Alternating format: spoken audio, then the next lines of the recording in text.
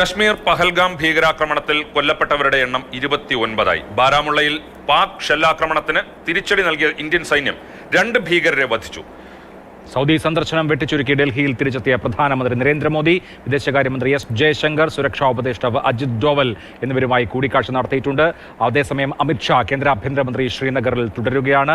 ഉന്നതതല യോഗം ഇന്ന് അമിത്ഷായുടെ അധ്യക്ഷതയിൽ ചേരും. പി ബസന്തും അർജുൻ പീതാംബരനും വിവരങ്ങളുമായി ചേരുകയാണ്. ബസന്ത്, രാജ്യം ഇതുവരെയും ഈ ഭീകരാക്രമണത്തിന്റെ നടുക്കത്തിൽ നിന്ന് മോചിതമായിട്ടില്ല. മരണം 29 ആയിരിക്കുന്നു. 6 ഭീകരരാണ് ഈ കുറ്റകൃത്യത്തിന് പിന്നിലുള്ളത്. പാകിസ്ഥാനിൽ നിന്നുള്ള ലഷ്കർ ഓപ്പറേറ്റീവ്സ് ഇതിന് പിന്നിലുണ്ട് എന്നുള്ളതും വ്യക്തമാവുകയാണ്. എന്തെല്ലാമാണ് നമുക്ക് ഏറ്റവും ഒടുവിൽ സമഗ്രമായി പ്രേക്ഷകരെ അറിയിക്കാൻ കഴിയുന്ന വിവരങ്ങൾ?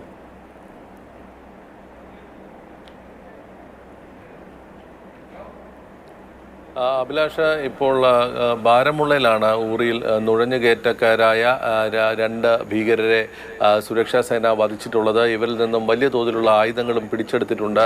കനത്ത തിരിച്ചടി നൽകുമെന്നുള്ള സൂചന തന്നെയാണ് ഇന്ത്യ നൽകിയിട്ടുള്ളത്. സൗദി സന്ദർശനം വെട്ടിച്ചുരുക്കി പ്രധാനമന്ത്രി നരേന്ദ്രമോദി ഡൽഹിയിൽ മടക്കിയെത്തിയിട്ടുണ്ട്. അല്പസമയത്തിനുള്ളിൽ കേന്ദ്രമന്ത്രിസഭയുടെ സുരക്ഷാ കാര്യങ്ങൾക്കുള്ള ഉപസമിതിയുടെ യോഗം ഡൽഹിയിൽ ചേരുന്നുണ്ട്. അതേസമയം കശ്മീരിൽ ശ്രീനഗറിലെത്തിയ ആഭ്യന്തരമന്ത്രി അമിത്ഷായുടെ നേതൃത്വത്തിൽ ഇന്നലെ രാത്രി തന്നെ സുരക്ഷാ വിലയിരുത്തലുകൾ നടന്നിരുന്നു.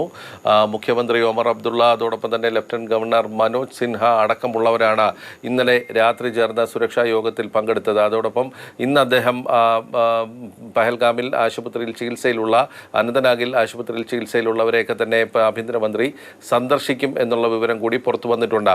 ഏതായാലും ഇന്ത്യ ഏത് രീതിയിലാണ് ഇതിനൊരു മറുപടി നൽകുക എന്നുള്ളതാണ് എല്ലാവരും കാത്തിരിക്കുന്നത്. നേരത്തെ ഉറിയിലും അതോടൊപ്പം തന്നെ പിന്നീട് പുൽവാമയിലൊക്കെ തന്നെ ഇന്ത്യ കനത്ത തിരിച്ചടി തന്നെ പാകിസ്ഥാന് നൽകിയിരിക്കുന്ന ഒരു സാഹചര്യമുണ്ട്.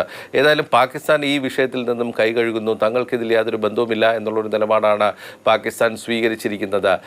പഹൽഗാം എന്ന് പറയുന്ന സ്ഥലം പാകിസ്ഥാൻ അതിർത്തിയിൽ നിന്നും അല്ലെങ്കിൽ നിയന്ത്രണ രേഖയിൽ നിന്നും വളരെ ദൂരെയായിരിക്കുന്ന ഒരു സാഹചര്യം കൂടി കണക്കിലെടുത്താണ് പാകിസ്ഥാന്റെ ഈ വിലയിരുത്തൽ വരുന്നത്. ഏതായാലും ഇന്ത്യയെ സംബന്ധിച്ചിടത്തോളം 2 പാക് ഭീകരരും അതോടൊപ്പം തന്നെ 2 കശ്മീർ അതായത് തദ്ദേശീയ ഭീകരരും ഇതിൽ ഉൾപ്പെട്ടിട്ടുണ്ട് എന്നുള്ളൊരു വിലയിരുത്തലാണ് സുരക്ഷാ സേന നടത്തിയിട്ടുള്ളത്. ഇന്നലെ രാത്രി തന്നെ ഈ മേഖല പൂർണ്ണമായും സൈന്യത്തിൻ്റെ വലയത്തിലാണ്. ഇവിടെ തെരച്ചിൽ ശക്തമായിട്ടുണ്ട്. ഭീകരരെ കണ്ടെത്തുന്നതിനുള്ള നടപടികൾ തന്നെയാണ് സുരക്ഷാ സേനയുടെ ഭാഗത്ത് നിന്ന് വന്നിട്ടുള്ളത്.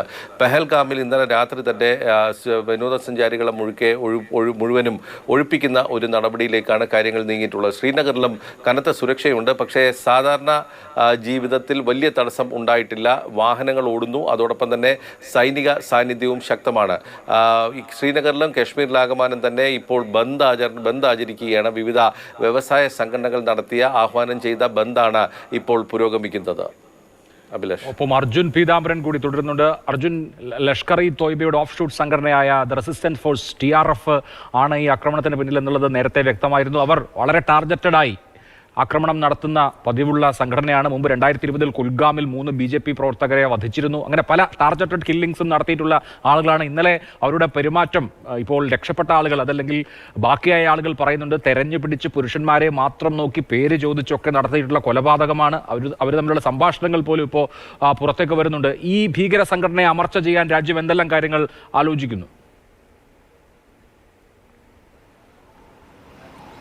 അഭിലാഷ, പ്രധാനമായിട്ടും 2023 തന്നെ ഇന്ത്യ ഒരു ഭീകര സംഘടനയായി പ്രഖ്യാപിച്ച സംഘടനയാണ് ഈ TRF എന്ന് പറയുന്നത്, ദ റെസിസ്റ്റൻസ് ഫ്രണ്ട് എന്ന് പറയുന്നത്. അതിൻ്റെ തലവൻ സജ്ജദ് ഗുലിനെതിരെ ഒരു ബൗണ്ടി തലയ്ക്ക് വിലയിട്ടിട്ടുള്ളൊരു വ്യക്തി കൂടിയാണ്.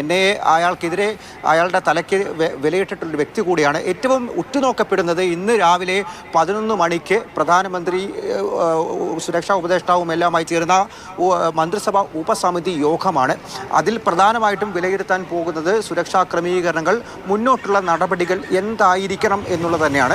സമൂഹ മാധ്യമങ്ങളിൽ ഇതിനോടകം തന്നെ തിരിച്ചടിക്കണമെന്നുള്ള തരത്തിൽ സന്ദേശങ്ങൾ വരുന്നുണ്ട്. സമ്മർദ്ദങ്ങൾ അത് തീർച്ചയായിട്ടും രാജ്യത്തിന് മേലെയും കേന്ദ്ര സർക്കാരിന് മുകളിലും ഉണ്ടാകുന്നുണ്ട് എന്നുള്ള കാര്യം നിലനിൽക്കെ എന്തായിരിക്കും ഇന്ത്യയുടെ അടുത്ത നടപടി, ഈ യോഗത്തിൽ എന്തെല്ലാം തീരുമാനങ്ങളാണ് എടുക്കുക എന്നുള്ളത് പ്രധാനമായിട്ടും ഉറ്റുനോക്കപ്പെടുന്ന ഒരു കാര്യം തന്നെയാണ്. അതേസമയം പഹൽഗാമിൽ ഈ കാര്യങ്ങൾ സുരക്ഷാ ക്രമീകരണങ്ങൾ വിലയിരുത്താൻ കേന്ദ്ര ആഭ്യന്തരമന്ത്രി ആഭ്യന്തരമന്ത്രി അമിത്ഷാ അവിടെ നേരിട്ടെത്തിയിട്ടുണ്ട്. ഈ കാര്യങ്ങളെല്ലാം തന്നെ പരിശോധിച്ചുകൊണ്ടായിരിക്കും മുന്നോട്ട് ഈ ഒരു ആക്രമണത്തിൽ പ്രത്യേകിച്ച് എങ്ങനെയായിരിക്കണം തിരിച്ചടി ഉണ്ടാകേണ്ടത്, അതിൽ എന്ത് സന്ദേശമായിരിക്കണം നൽകേണ്ടത് എന്നുള്ള കാര്യത്തിൽ ഒരു ധാരണ ഉണ്ടാവുക, ഒരു തീരുമാനം ഉണ്ടാവുക. അതുമായി ബന്ധപ്പെട്ട് മറ്റു കാര്യങ്ങൾ എന്തായാലും മുന്നോട്ട് പോവുകയും ചെയ്യും. നിലവിൽ മറ്റൊരു പ്രധാനപ്പെട്ട കാര്യം അവിടെയുള്ള കശ്മീരിലുള്ള നിലവിലെ വിനോദസഞ്ചാരികളെ സുരക്ഷിത സ്ഥാനങ്ങളിലേക്ക് എത്തിക്കുക, അതിൽ മടങ്ങാൻ ആഗ്രഹിക്കുന്നവർ അല്ലെങ്കിൽ മടങ്ങാൻ ശ്രമിക്കുന്നവരെ എത്രയും പെട്ടെന്ന് തിരിച്ചെത്തിക്കുക എന്നുള്ളതാണ്. ഇതിനോടകം തന്നെ ശ്രീനഗർ എയർപോർട്ടിൽ വലിയ തിരക്കാണ്, ആളുകൾ തിരിച്ചു വരാൻ ആഗ്രഹിക്കുന്ന ആളുകളുടെ വലിയ തിരക്കാണ്. അതെല്ലാം കണക്കിലെടുത്തുകൊണ്ട് 4 അധിക വിമാനങ്ങൾ ഇതിനോടകം തന്നെ കേന്ദ്ര വ്യോമയാന മന്ത്രാലയം എയർ ഇന്ത്യയുമായി ബന്ധപ്പെട്ട് അവിടെ ഏർപ്പെടുത്തിയിരിക്കുന്നു. 2 എണ്ണം ഡൽഹിയിലേക്കും 2 എണ്ണം മുംബൈയിലേക്കുമാണ് ഇപ്പോൾ പുറപ്പെടാൻ വേണ്ടി പോകുന്നത്. അതിന് ശേഷം ആളുകളുടെ താല്പര്യം അനുസരിച്ച് ആവശ്യമനുസരിച്ച് കൂടുതൽ വിമാനങ്ങൾ കൂടി എന്തായാലും സജ്ജീകരിച്ച് നൽകും.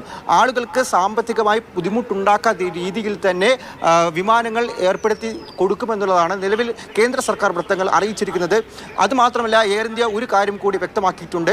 ആളുകൾക്ക് സൗജന്യമായി തന്നെ വിമാനം ടിക്കറ്റ് ക്യാൻസൽ ചെയ്യാനോ റീഷെഡ്യൂൾ ചെയ്യാനോ ഉള്ള ഒരു സൗകര്യം കൂടി നിലവിൽ എയർ ഇന്ത്യ നടത്തിയിട്ടുണ്ട്. അതായത് കശ്മീരിലേക്ക് ബുക്ക് ചെയ്തവർ അവർക്ക് സൗജന്യമായി ടിക്കറ്റുകൾ ക്യാൻസൽ ചെയ്യാം.